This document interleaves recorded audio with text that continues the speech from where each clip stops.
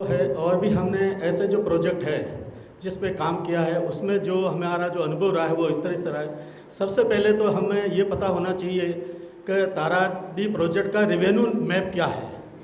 अगर revenue map अगर हमें पता नहीं हो तो हम ये नहीं जान पाएंगे भी कहा है कि हमारा जो पुराना जो प्राचीन बौद्ध स्थल है उसका है कितना बड़ा है कि एरिया रहा है। तो पहले ये जानकारी ज़रूरी है। दूसरा है इसके दो सेक्टर बनते हैं। जब हम विकास की बात करते हैं तो सरकार की योजनाएं तो सरकार पैसा कमाने के लिए अगर जब कोई चीज़ पॉपुलर होने लगती है तो वो हमारे जो पुराने अवशेष हैं उनके लिए सरकार के लिए इतने महत्व के नहीं हैं, हमारे लिए वो बहुत महत्व के हैं। तो इसलिए इसमें हमें ये ध्यान रखना होगा कि इसके एक तो पेरिफेरल डेवलपमेंट होता है और एक होता है जो ओरिजिनल जो स्पॉट है उसका डेवलपमेंट। अगर पुरातत्व अवशेष की अगर हमें बहुत सारी जानकारी और मिलती हैं और वो पूरा अवशेष के ही रहते हैं तो उसमें कोई बहुत ज़्यादा डेवलपमेंट की गुंजाइश नहीं रहती है, क्योंकि जो स्टेट गवर्नमेंट का जो पुरातत्व विभाग है और जो सेंट्रल गवर्नमेंट का पुरातत्व विभाग है ये दोनों अपना अलग अलग अपने अपने तरीके से काम करते हैं।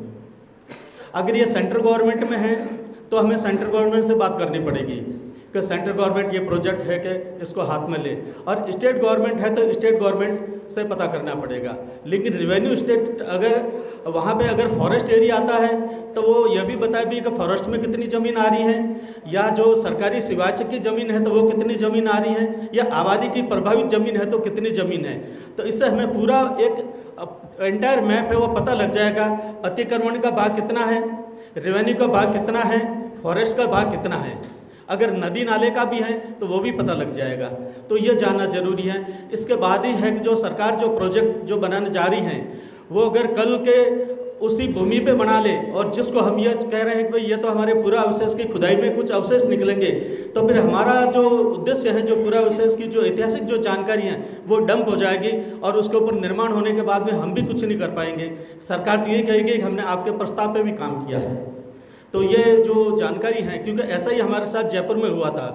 तो जयपुर में एक ऐसा जो विराटनगर है जिसका भामरू शिलालेख का बड़ा जिक्र आता है, तो वहाँ पे भी क्या है कि वो पूरा पहाड़ी एरिया है और बिल्कुल पहाड़ के बीच में है, लेकिन वहाँ पे एक हनुमान जी का मंदिर बना दिया। पहले एक छोटा सा मंदिर बना, फिर बाद में थोड़ा बढ़ाते बढ़ाते शिला है चट्टान के नीचे उन्होंने तंबू डाल दिया, फिर चद्दर डाल दिए। और हम 2009 से लगातार वहाँ यात्राएँ ले जा रहे थे। तो हमने क्या किया कि हर साल है कि उसकी वीडियोग्राफी कराते कि हाँ अब कितना हुआ। जब सरकार के पास हम गए तो सरकार ने कहा नहीं आपके तो आरोप गलत हैं, ये जो हनुमान मंदिर है वो बहुत ही पुराना है।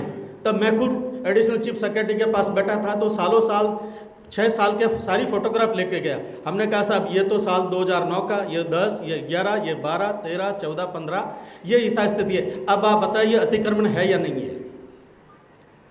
तो इधर हमने रेवेन्यू में रिपोर्ट डाली तो रेवेन्यू वालों ने अपनी सारी स्थिति स्पष्ट कर दी।